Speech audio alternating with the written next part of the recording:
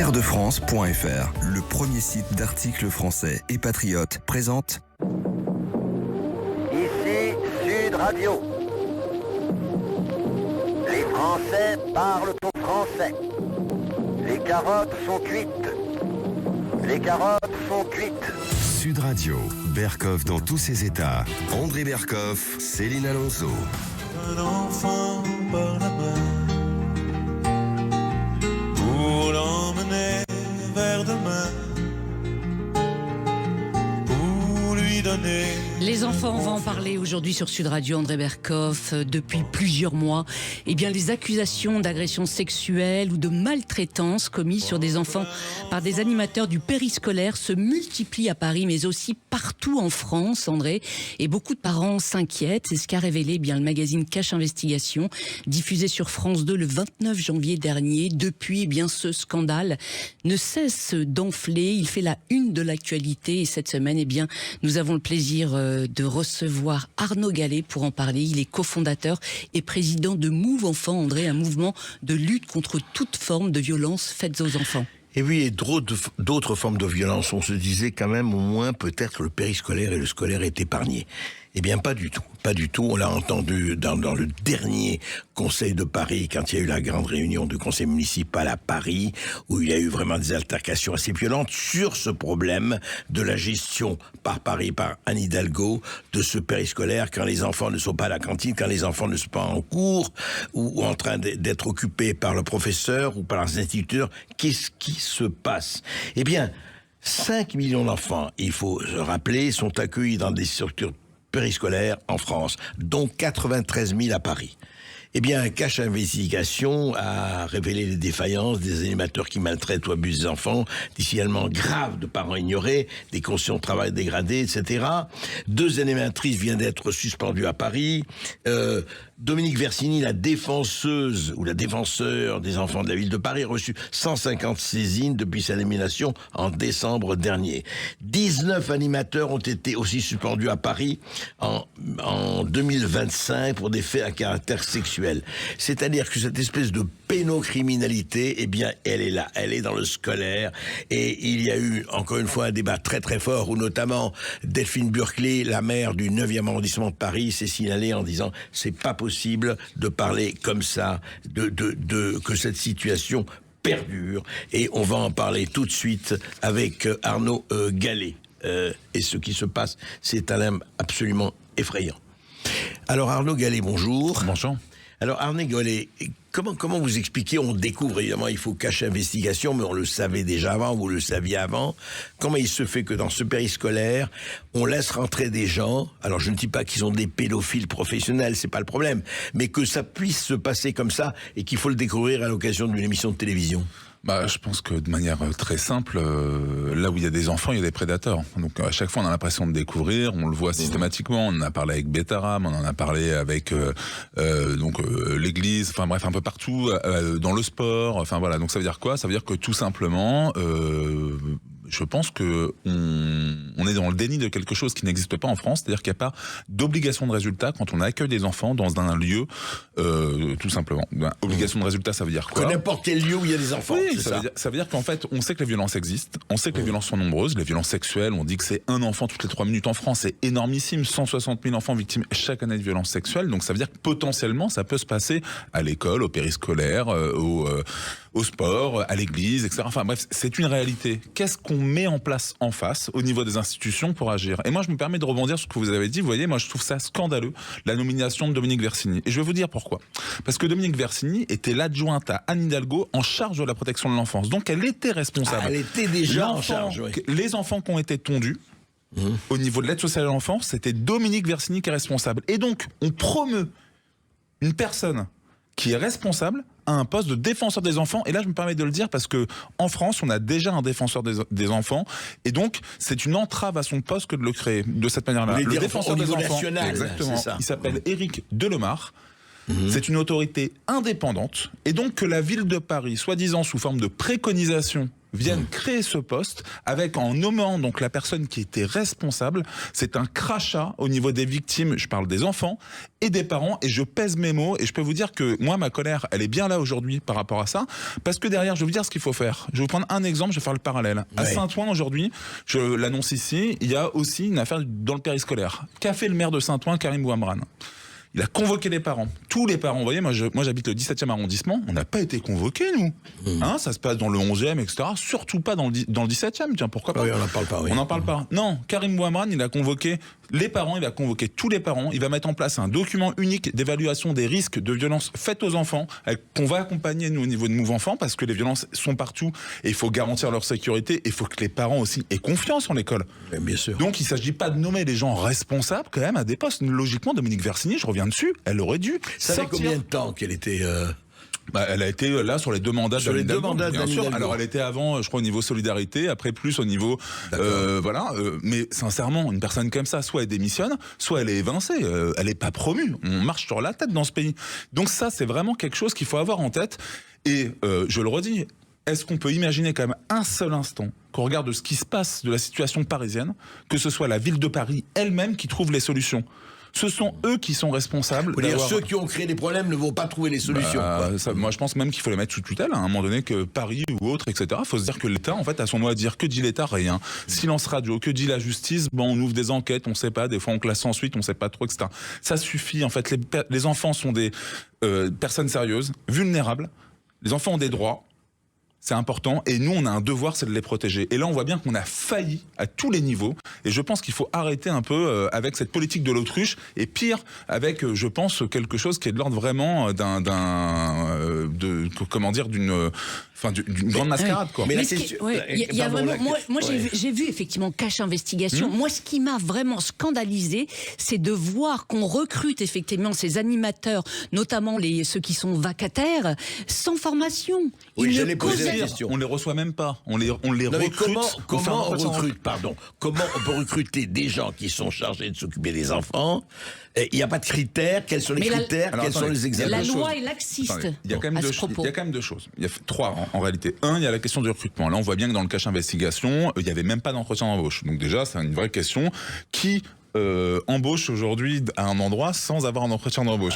Théoriquement, ça n'existe pas. Deux, la question de la formation, elle est réelle, mais il faut se méfier quand même par rapport à ça. Vous avez des gens qui sont formés. Je pense notamment au chirurgien Joël Le Squarnec. Il était formé. Il a fait plus de 300 victimes. Oui, bon, ça c'est autre chose. Non, mais c'est autre chose, mais il était formé. Donc ça veut dire qu'on peut des fois être formé, mais avoir... Voilà. Donc ça veut dire qu'en trois... il faut qu'on mette en place, en fait, de manière structurelle, un fonctionnement qui nous permette d'éviter, tout simplement, tout passage à l'acte. Et puis une vérification. Vérification, mais ce que je veux dire, c'est que si de manière structurelle, on lutte et on met en place des actions, on renvoie un message aux prédateurs. On leur dit, attention, si tu t'aventures à faire quelque chose, tu risques de te faire attraper. Alors là, c'est pas ça. Oui, mais leurs conditions de travail, elles sont quand même terrifiantes. Ils sont pratiquement dans de nombreuses écoles en sous-effectif. Ces gens-là. Faut se poser des questions, je pense, en termes aussi de management, en termes de ressources humaines. Alors, il y a des questions de moyens, mais moi, je pense qu'il faut faire attention à la question des moyens. Elle est réelle, parce que ce sont aussi des métiers de l'humain, je suis d'accord, mais c'est aussi des questions de montée en compétences, c'est la manière dont on vient aussi accompagner les personnes, c'est des questions de ressources humaines, et on peut dire que c'est pas forcément des métiers qui sont effectivement valorisés, donc très souvent, en fait, on se dit, on garde les enfants, et c'est ça le sujet. Et on les fait garder par n'importe qui. Et on les fait garder par n'importe qui, même si tout le monde n'est pas comme ça, mais quand même, c'est important de le dire. Oui, alors que c'est des métiers essentiels. Mais ça, on revient à la question de la formation et on revient à la question des moyens. Parce que ce qui est extraordinaire dans cette histoire, c'est qu'on parle toujours protection des enfants et à juste titre, et c'est un problème national et on en parle, tous les politiques en parlent du matin au soir. Et là qu'on voit dans le périscolaire, par exemple, c'est considéré que le périscolaire comme une espèce de truc inférieur, ça n'a aucune espèce d'importance, il faut les occuper pendant quelques temps et puis on prend... C'est ça, on prend n'importe qui. Oui, c'est ça. Alors après, on est bien d'accord que c'est ça, c'est pas partout comme ça, parce qu'il y a des personnes qui font quand même bien leur boulot, c'est important de le rappeler, mais je dirais qu'il n'y a pas de vérification, c'est ça que ça dit, surtout il n'y a pas de contrôle. Donc ça veut dire que si c'est au bon vouloir de chacun, sans qu'il y ait au bout d'un moment une responsabilité de la municipalité, mais c'est un scandale sans nom. Parce que bien évidemment, ça veut dire que le loup est inévitablement dans la bergerie. Je rappelle que là où il y a des enfants, il y a des prédateurs. Enfin, je veux dire, il s'agit pas de sortir de Polytechnique ou je sais pas trop quel. Enfin, on peut espérer que c'est une infime minorité quand même. Oui, mais les chiffres sont là quand même. C'est-à-dire qu'on dit aujourd'hui qu'il y a 11% de la population française, par exemple, victime d'inceste. Donc ça veut dire quoi ? Ça veut dire que potentiellement, ça fait quelques centaines de milliers, voire de millions. Oui, mais alors Arnaud Gallet, qu'est-ce qu'on peut faire ? Par exemple, comment il se fait que la situation à Paris, c'était, en tout cas, ça apparaît comme particulièrement scandaleuse pendant des années. Ça veut dire que tout simplement, on met rien en place pour lutter contre les violences directement, pour prévenir ces violences-là dans le milieu. Ça veut dire qu'on ouvre le parapluie derrière. Alors là, ils sont très forts en plan de communication, commission, défenseurs des enfants, j'en passe et des meilleurs. Par contre, pour agir, pour avoir des actions concrètes en amont, il n'y a plus personne. Et donc c'est ça, moi, ce qui me semble le plus scandaleux, et je le redis. La ville de Paris, qui est empêtrée dans un dysfonctionnement majeur, n'est pas la mieux à même, la plus qualifiée pour mettre en place en fait un plan d'action qui viserait soi-disant à améliorer quelque chose. Ce qui est extraordinaire, Arnaud Gallet, quand même, pour parler de Paris, vous avez vu, vous avez le nombre des effectifs, le nombre des effectifs en communication, le nombre des effectifs, c'est extraordinaire, ils sont des dizaines de milliers. Bien sûr. Et on se dit que là, le trou dans la raquette, quoi. Ils l'ont pas vu ou ils n'ont pas voulu le voir. Bien sûr. Bien sûr, mais je vous ferai remarquer, vous voyez, c'est comme au niveau de l'aide sociale à l'enfance, il y a plein de sujets comme ça, on voit bien la question de la prostitution des mineurs au niveau de l'aide sociale à l'enfance. Et malheureusement, aujourd'hui, en France, on n'a aucune volonté politique, ou très peu, pour pas dire aucune quand même, de volonté politique de protéger les enfants. Et c'est ça finalement. Donc c'est une faillite en fait du système en matière de protection des enfants. C'est-à-dire que les enfants, c'est pas uniquement les adultes de demain. Les enfants sont bien les enfants d'aujourd'hui, en fait, qui ont des droits et qui deviendront par la suite des enfants de demain. Et je pense que ça, on l'oublie bien souvent, et ça c'est insupportable. Et comment seront ces enfants de demain ? Oui. Et selon vous, il faut vraiment une refonte totale du dispositif actuellement dans le périscolaire ? Faut une refonte totale, et c'est bien pour ça que nous appelons avec notamment Francesca Paschini et la fabrique pédagogique, qui est que chaque municipalité ait une délégation aux droits des enfants pour pas uniquement que ce soit quelque chose de fantôme, mais avec une application réelle de tous les droits des enfants sur tout le territoire, quelle que soit la taille de la commune. Et c'est quelque chose qui est essentiel parce que cette délégation, en réalité, elle est très souvent diluée, elle est des fois à la jeunesse, des fois à la culture, des fois aux loisirs, etc. Petite enfance, non, une délégation aux droits des enfants. Les enfants ont des droits. Ça fait maintenant longtemps quand même qu'on le dit, mais on est incapable de dire. On est très souvent capable de dire les enfants ont des droits, le droit de faire leurs devoirs. Mais nous, je pense que nous, en tant qu'adultes, c'est à nous. Notre devoir, c'est de les protéger et d'appliquer leurs droits. Ce qui est intéressant, vous savez, c'est cette phrase formidable, qui est devenue un cliché. On dit « Quel monde laisserons-nous à nos enfants ?» mais quels enfants laisserons-nous à notre monde ? Exactement. Dans ce cas-là. Et c'est quand même extrêmement préoccupant. C'est très vrai. Sur ce sujet, André, ce serait très intéressant d'écouter à présent un papa qui s'est exprimé sur BFM TV cette semaine. Écoutons-le. Aujourd'hui, je la dépose à l'école avec peur. Je la dépose avec peur parce que moi je fais face, mais ma situation n'a rien d'extraordinaire, comme tous les parents, à un mur. À un mur qui parfois nous met en cause. Un mur qui parfois met en cause la parole de nos enfants en nous disant qu'ils sont influençables. Mais pardon d'être grossier, madame. Mais vous savez ce que c'est qu'un enfant qui se pisse dessus avant d'aller à l'école ? Est-ce que vous savez ce que c'est qu'un enfant qui ne dort plus ? Est-ce que vous savez ce que c'est qu'un enfant de 5 ans qui vous dit « Papa, je n'aime plus l'école » ? Et oui, on a vu des dessins, vous savez, exactement. Et certains enfants qui développent effectivement, suite à ce type d'agression dans le périscolaire, des phobies scolaires. Bien sûr. C'est terrible. Bien sûr, les conséquences sont multiples, et puis une fois de plus, ce que je trouve éloquent dans le témoignage du papa, c'est la remise en question de la parole des enfants, soit la banalisation, les enfants mentent, etc. Enfin, tout ce qu'on peut avoir des fois en société, comment les enfants peuvent inventer de telles choses. Enfin, je veux dire, moi j'étais donc hier à une réunion publique, quand il y a un enfant de 2 ans et demi, 3 ans qui dit « j'ai vu le zizi d'un tel ». Il va pas l'inventer. Il va pas l'inventer, quoi. Je veux dire, moi je veux bien, on peut toujours se dire, et c'est ça qui est incroyable, c'est-à-dire qu'on est sur un déni collectif. et qui fait qu'à un moment donné, on se retrouve dans cette situation. Ce qu'on peut espérer quand même, c'est qu'à travers toutes ces histoires, que ce soit les violences en milieu scolaire, maintenant les violences dans le périscolaire, les violences dans le sport, les violences à l'église, etc., c'est qu'au bout d'un moment qu'il y a un réel sursaut et prise de conscience. Bien sûr, une prise de conscience collective qui est essentielle. On devrait tous être dans la rue en fait par rapport à ça. C'est quand même inacceptable. Ah oui, c'est inacceptable. Et effectivement, je reviens effectivement à l'enquête de Cache Investigation qui révèle qu'à Paris, il y a eu des signalements de titulaires maltraitants. Ils n'ont pas été suspendus, ils ont été déplacés. Exactement. C'est un scandale. Mais des choses qu'on avait déjà vues ailleurs, hein, rappelez-vous, au niveau de l'Église, au niveau de l'éducation nationale, c'est malheureusement des pratiques qui sont courantes. C'est-à-dire que c'est bien ce que je dis, c'est la stratégie du déni. Donc on déplace en fait les personnes en se disant, bah voilà. Mais vous savez, et ça va, et c'est pas seulement les personnes. Enfin, on peut aller très loin. Rappelez-vous de ce juge qui offrait sa fille de 12 ans sur Internet. Il a été déplacé. Hein. Bien sûr. Il n'y a eu aucune sanction.